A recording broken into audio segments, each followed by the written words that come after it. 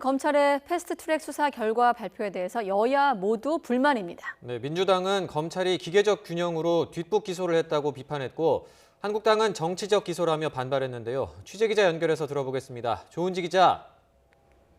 네, 국회입니다. 네, 또 다른 차원의 패스트트랙 전국이라고 해야 되는 건가요? 여야 모두 발빠르게 논평을 냈어요.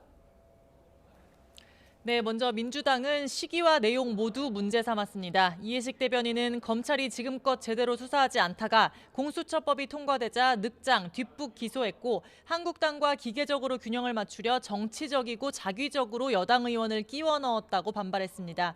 검찰의 비상식적 행태에 유감을 넘어 분노를 느낀다고 비판했는데요.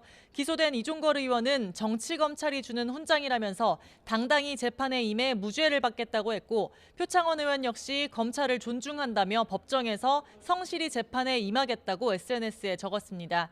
반면 한국당은 여당 무죄, 야당 유죄라고 받아쳤는데 전희경 대변인은 공정과 균형은 눈을 씻고 찾아볼 수 없는 정치적 처분이라고 비판했습니다.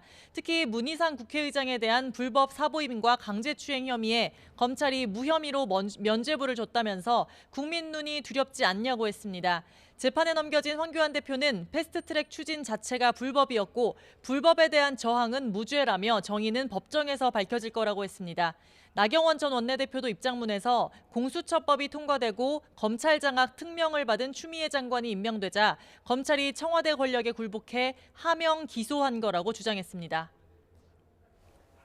네, 한국당이 좀 벼랑 끝으로 몰리는 듯한 모습인데요. 황교안 대표와 관련된 상황도 녹록지가 않죠?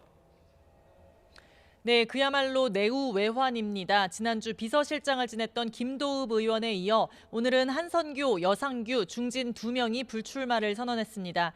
수도권 사선 한선교 의원은 공천 쇄신이야말로 진정한 보수 통합이라고 했고 삼선 여상규 의원은 악법 날치기를 보며 무력감을 느꼈다고 토로했습니다.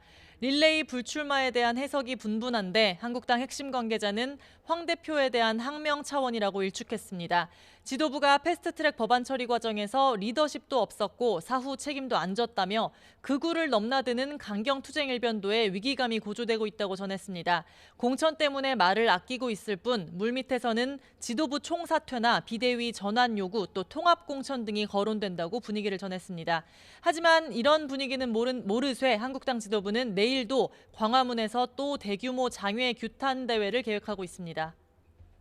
네, 새해부터 정치권이 시끌시끌한데 오늘 이 뉴스도 있었죠. 안철수 전 국민의당 대표의 정계 복귀 소식. 그럼 이제 한국으로 오는 겁니까? 네, 안철수 전 대표는 오늘 아침 페이스북에 이제 돌아가서 어떻게 정치를 바꿀지 상의드리겠다 이렇게 썼습니다. 지난 2018년 서울시장 선거에서 패배한 뒤 정치권을 떠나 독일과 미국에서 유학했는데 1년을 조금 넘겨 정계 복귀를 선언하는 겁니다. 안철수 전 대표는 정치는 국가 미래를 위한 봉사라는 본인의 초심을 강조했는데요. 안철수 전 대표 차기 대선 주자군에 속합니다. 쪼개진 바른미래당의 진로와 당권 구도, 크게는 야권 정계 개편에도 영향을 미칠 수밖에 없습니다. 바른미래당 손학규 대표는 중도, 통합, 개혁 정당의 중심에 안철수 전 대표가 서서 총선 승리를 위한 큰 역할을 할 거라며 안착을 돕겠다고 했습니다.